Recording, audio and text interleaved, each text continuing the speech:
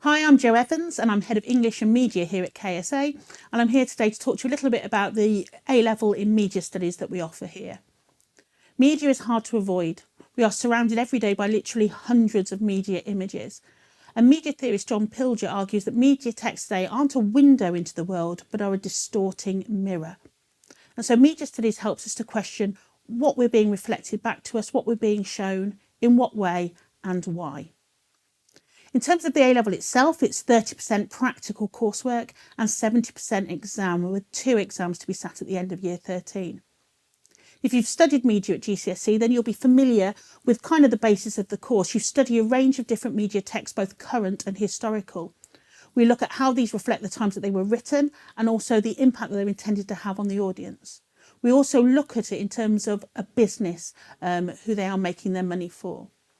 Already so far this year, my year 12s and 13s, we've studied some vampire movie posters from the 1950s, newspaper coverage of Brexit, the Assassin's Creed gaming franchise, Beyonce music videos, the TV series Life on Mars, and the changing nature of charity advertising.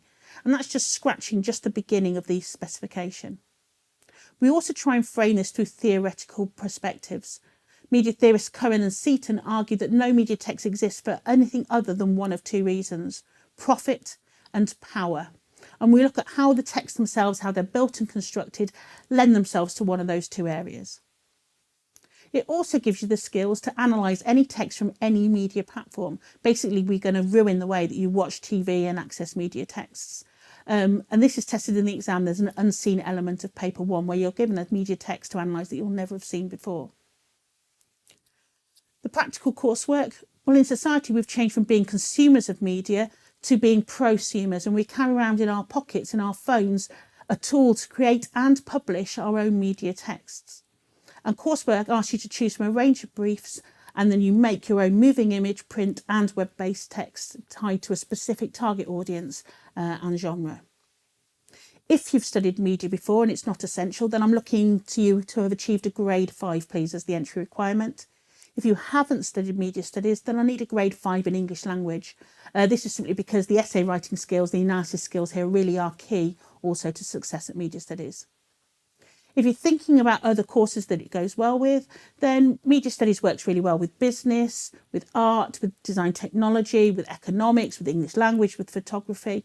It may have been in the past that media studies was seen as a bit of an easy subject, or it got given the nickname a Mickey Mouse subject.